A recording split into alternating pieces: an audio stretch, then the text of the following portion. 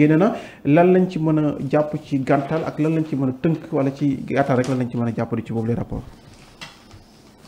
waaw rapport yi bëri na de dafa gudd. dafa bëri waaye parce que rapport d'audit la boo xamante ne c'est un rapport d'audit de l'autorité de régulation de la commande publique tuddee ko ARCOP les gendarmes des marchés des passations des marchés et de l'exécution des marchés des travaux publics li mu fi wax léegi nag moom gestion 2023 2022 et 2023 la jël. mais soo xool lu ci en tout cas lu ci bëri bokk na ci mairie de ville de Dakar moom lañ ko jagleel nañ ko. ci audit boobu auditeurs yi dañuy des fois dañuy wax am na préférence boo xamante ne c'est une préférence injuste maanaam taamu bi ngeen taamu ñi ngeen jox marché boobu teguwul ci yoon des fois mu tuddee ko favoritisme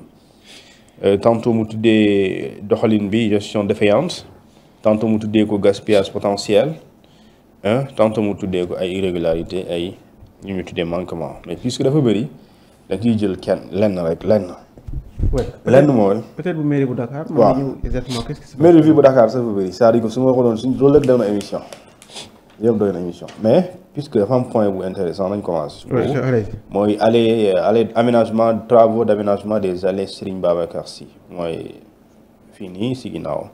Liberté 6 sans Liberté 5 foofu mooy allée Serigne Cheikh kii Babacar Sy Serigne Babacar Sy. alors foofu ne un marché de travaux attribué en toute illégalité à ADI maanaam marché boo xamante ni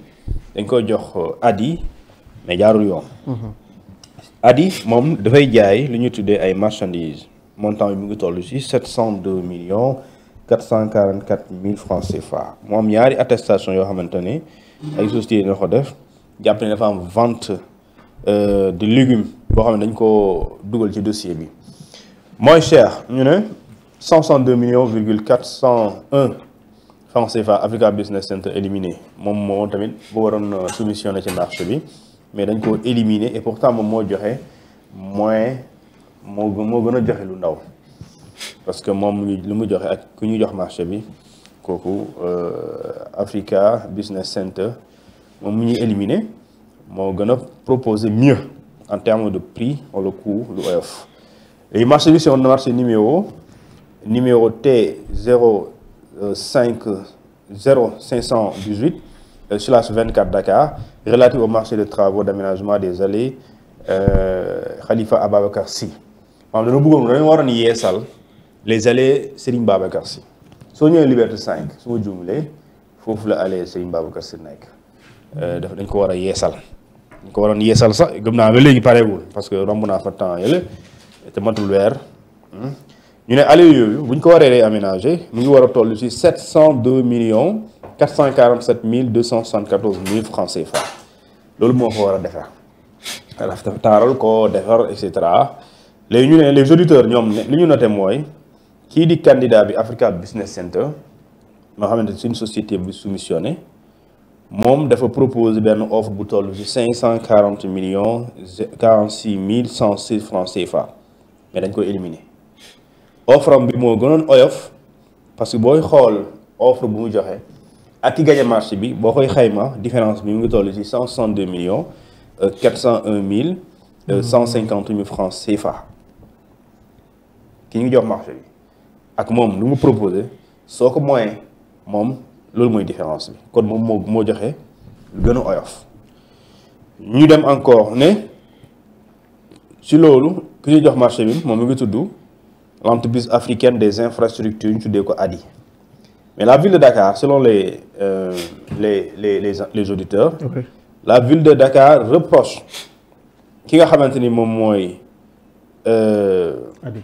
non Africa Business Center. moom moo ñàkk marché bi li ñu koy reproché moom si moo joxe lu gën a néew mais li ñu koy reproché ville de Dakar selon les enquêteurs nee na li ñu koy reproché mooy dafa présenté wul ñaari attestation de service yoo xamante ni. dafa war a porter ci ñaari marché yu ndiro yu wane ne moom def na ko. yu wane ne def na lu mel noonu loolu mooy li tax ñu éliminer ko même si moom moo joxe moyen le offre bu gën a oyof mais ville de Dakar loolu lañ koy reprocher. toutefois enquêteurs yi ñuy wax nee na toutefois l'exploitation de l'offre de l'attributaire mooy ku ñu gagné marché bu ñu xoolee offre bu mu joxe en concurrence en l'occurrence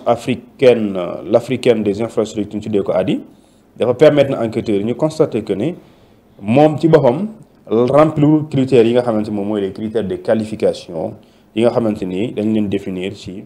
li nga xamante moom mooy amin marché bi et pourtant moom lañ ko jox éliminer que ne ko yow amuloo ñaari attestation de service yi war na ne mos nga liggéey ñaari yoon liggéey yu mel nii réaménagement des travaux de réaménagement des allées Serigne Babacar Sy donc ñu éliminer ko enquêteur dem ci ki ñu jox marché bi mu gis également yéen kii tamit ngeen jox marché bi moom respecté wul lu ñu tuddee ce qu'on appelle les critères de qualification yi nga xamante ne dañ leen définir ci joxe ni marché boobu ñu ne marché boobu noonu waruñ koon jox ki nga xamante moom mooy ADI africaine des infrastructures parce que remplir critères yi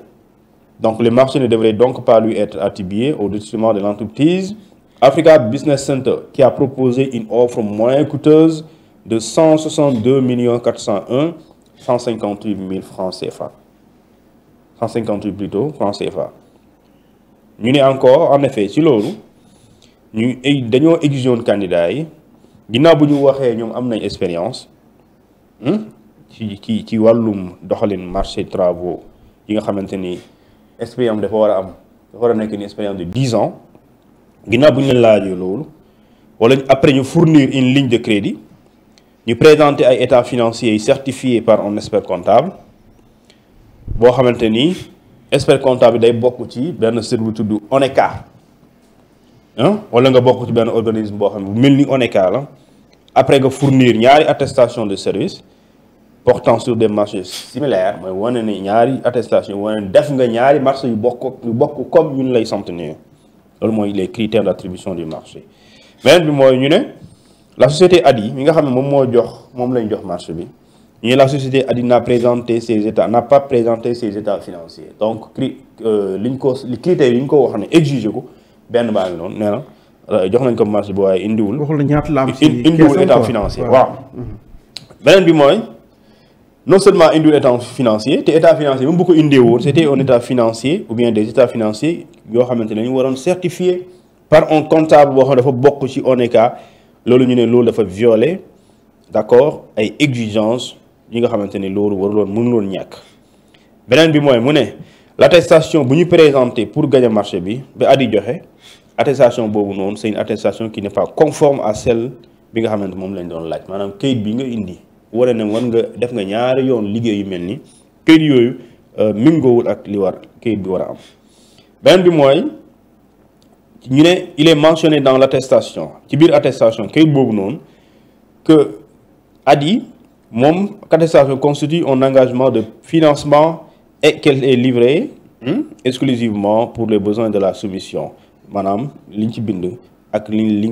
nga indi c'est diamétralement opposé banque bi nee na ñu ne banque bi jëlul benn engagement ferme tandis que l'attestation en ligne de crédit annexée au document et devant être utilisée par des candidats il est exigé que la banque prenne un engagement ferme banque bi dafa waroon jël engagement ci këyit boo ko indi banque bi day war ne man jël naa engagement jàppale kii mu réaliser travaux yi mais ci këyit gi banque bi mosul wax loolu maanaam banque bi jëlul benn engagement et cet engagement moom la ñuy tuddee un engagement ferme ñu ne également ci beneen loolu ADI n'a fourni aucun matériel lui appartenant maanaam joxewul benn matériel boo xam moom moo ko moom ADI société bi gagné beneen bi mooy ñu ne plutôt lu mu présenté mooy benn contrat de prélocation boo xamante ni ñu ngi ko signé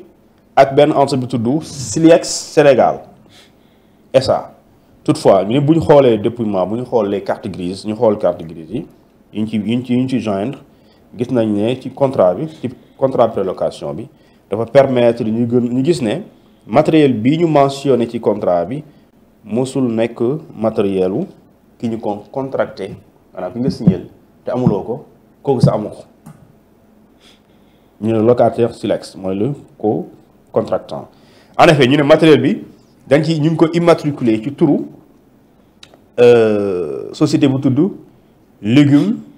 distribution Siarl moom moo doon fournir les attestations de service yoo xamante ni moom mooy tax yow nga gagné marché bi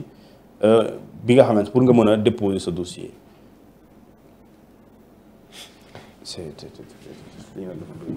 léegi est-ce que dama joxaale saa nga ñëwaale. waaw ci commencé spécialement. parce que li ci Sandiara également bëgg naa